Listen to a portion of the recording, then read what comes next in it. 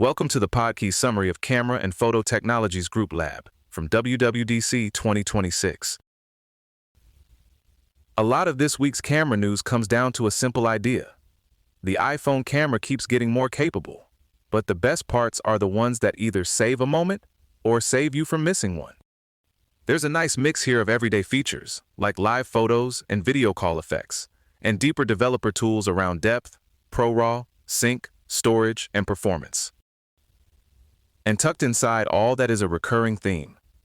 Apple keeps automating the hard stuff, which is great until you actually need manual control and find out where the guardrails still are. Matt called live photos his favorite feature, and it's easy to see why. A still photo gives you the frame, but a live photo gives you the beat right before and after, with motion and sound, and family moments just feel more real that way. Brad had a great little story about his mother taking live photos without even realizing it, which honestly says a lot about why the feature works. It can be almost invisible as a default, but later on, it turns out you captured something better than you thought. Brad also highlighted the system-wide video effects on iPhone 17, and these are the kinds of features that make a phone feel more expensive in the best way.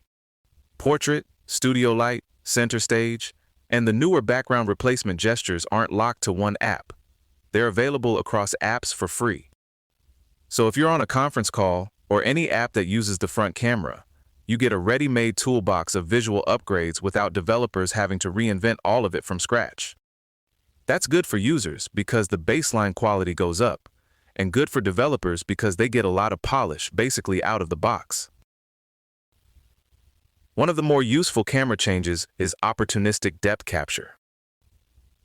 Yvonne described how the phone can detect a person in frame, show that little F icon, and save a depth map automatically, so you can apply portrait effects after the shot.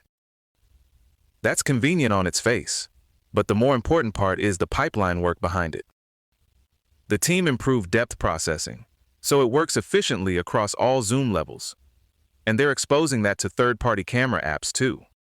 For live depth in the viewfinder, the recommended path is still pretty direct. Enable a depth data output alongside RGB and sync them with AVC capture data output synchronizer.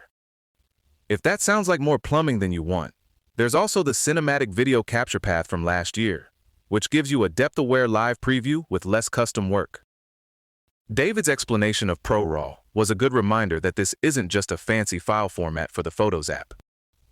For developers, ProRAW means access to full sensor data in a linear, edit-friendly form, so third-party apps can work with much higher quality material while preserving the original image fidelity. He described ProRAW as a vehicle for custom edits, which is a useful way to think about it. And he drew a clear line between ProRAW and BareRAW output. ProRAW can still deliver 48 megapixels because its pipeline debayers and merges multiple exposures, while native BareRAW from a quad Bayer sensor is currently limited to bend resolution. The reason is pretty practical. There isn't a quad Bayer DNG decoder in the system today. Related to that, if you were hoping for a true linear BareRAW preview stream, that's still not exposed. Scene reference linear data is available through Log and Log2, but not as a direct BareRAW stream yet. Jake's Yosemite example with the iPhone 17 Pro's 40x optical zoom was one of those stories that makes a spec feel real. He was able to pick out individual hikers down on a distant valley floor, which is exactly the kind of test that cuts through marketing language pretty fast. He said it felt insane because the image stayed recognizable, and that's the key point. Extreme zoom is only exciting if it still gives you something usable, and this sounds like one of those hardware jumps you actually notice in the field. There was also a meaningful update around AI editing metadata. When you use tools like Reframe or Cleanup, iOS 27 now records the specific AI operation in both IPTC and XIF metadata. That means the edit can be detected downstream, instead of disappearing into a vague history of who knows what happened to this photo. And in the Photos app, you can see that information right in the info panel, which is a pretty clean way to make those edits more transparent. On the asset management side, Matt confirmed that Photos on iOS now supports keyword tagging and IPTC export, but there still isn't a PhotoKit API to read or modify those keywords programmatically. So users can benefit from keyword-based organization, but developers can't really build around it in a full way yet. For now, it's future API territory or manual export workflows, which is not exactly the glamorous answer, but it is the honest one. A lot of the best camera advice in this batch was about avoiding avoidable pain. Jake talked about responsive capture with the isResponsive capture enabled flag, which buffers frames so you can still get the shot, even if the capture output hasn't fully spun up yet. That connects to the deferred start API from iOS 26, where developers can mark some outputs as low priority, so the preview appears faster instead of making users stare at startup lag. Brett added 2 classic camera app pitfalls.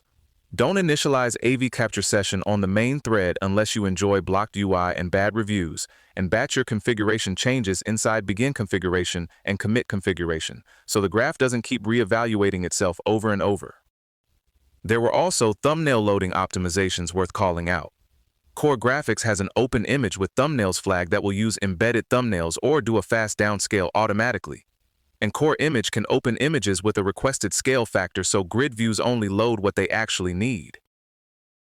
One subtle gotcha involved: photo quality prioritization. If capture priority is set to quality or balanced, the system's Fusion pipeline can ignore your manually specified ISO and shutter speed and choose exposure automatically. If a developer needs precise control, speed is the only priority that guarantees those manual settings will be respected. That's one of those details that can make you question your own code for an afternoon, so it's good to know up front. Another useful addition is the ability to query whether edits are being applied to the original RAW file or the embedded JPEG. It mirrors the RAW plus JPG badge behavior you see in Photos, and developers can switch that original resource through PH content editing input-related selectors. That choice affects what version is used for thumbnails and derivative generation. So it's not just bookkeeping. It changes the workflow. Apple also introduced AV's Capture Device Rotation Coordinator to help compute the right orientation for preview and captured frames based on how the device is mounted. And developers can set a rotation angle on the video connection, which lets the framework handle physical buffer rotation for video or metadata-based rotation for stills. For audio and video sync, the recommendation is straightforward. Capture both from a single AV's capture session, and they'll share a clock automatically. If you split audio off into separate APIs, then you need to convert timestamps with CM clock. Convert time before streaming or writing if you want everything to stay lined up. The multi-camera story is getting much more professional too.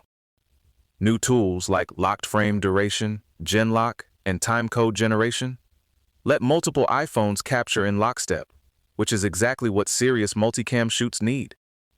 And on the storage side, AV Pro Video Storage creates a pre-allocated file on disk, so write speed stays deterministic, even on older phones or devices with fragmented storage.